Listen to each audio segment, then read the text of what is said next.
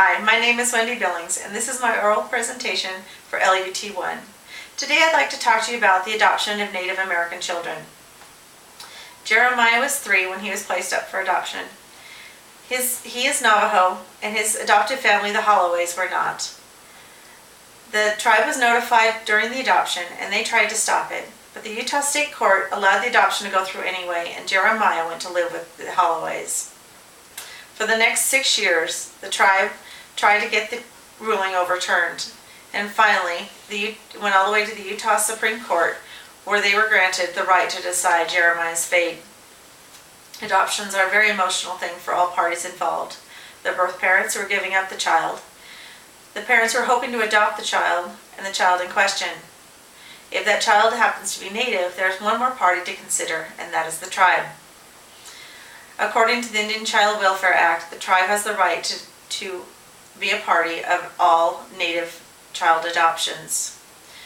When adopting a Native American child, that child's needs should not be superseded by Native preference.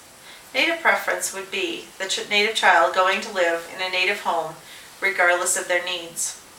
In this presentation, I will explain why the Indian Child Welfare Act came about and why it is so important to the Native tribes that they have a say in where their children go. Between the years 1969 and 1974, 25 to 35% of all Native children were taken from their homes, placed in foster care, up for adoption, or sent to institutions. This happened because it was believed that white men knew better. The white men could raise the tribe's children better than they could. Then in 1978, Congress passed the Indian Child Welfare Act. It was considered one of the most sweeping statutes ever enacted in Indian law. This gave the tribes the right to be involved in the custody of their Native children. If the tribe chose, they could either monitor the case or transfer it to tribal court, where they then decided what would happen to the child.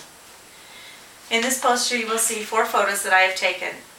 One is of a Native child, and the other 3 are ways of life in Alaska. They call this subsistence living, where they live off of the land. These are ways that are very important to the Native culture to teach their children. And then the quote again, this came from Lim and Brown, and it says, 25 to 35% of all Native children were taken from their homes. Now when a child is being adopted, it is important that these cases are resolved quickly. It helps the child to feel less disrupted in their life, and it reduces the impact on the child. Now, the tribes believe that it is less disrupting to take a child from a home where they've formed attachments than it is to leave them there and have them not learn about their heritage and their history. The tribes believe that because their children are their most valuable resource to the existence of their tribes, that these children must learn about their heritage. They must learn about where they came from and who they are. For a child to feel attached and to feel part of a family, they must have a stable, loving, warm environment. They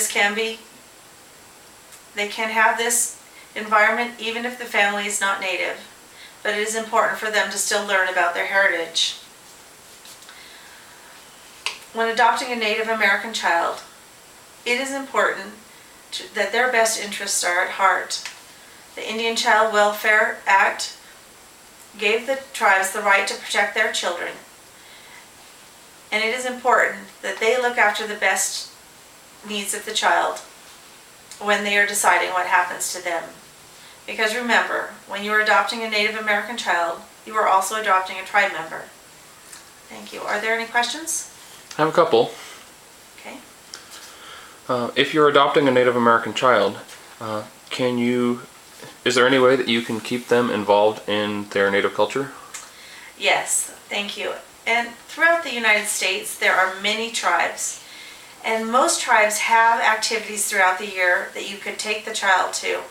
Even if it's not their own tribe, it is a way of connecting with the tribal life.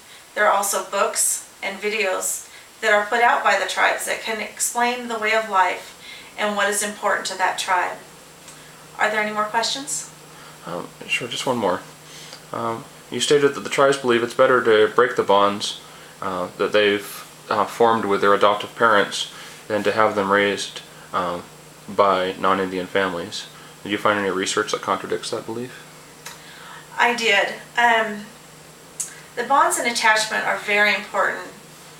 And a man named Watson has done research on this and found that those bonds and attachments are harder as they get older to reconnect with people. And if they break those bonds, sometimes it's harder for the child to create healthy attachments, and sometimes attachments at all as they grow older.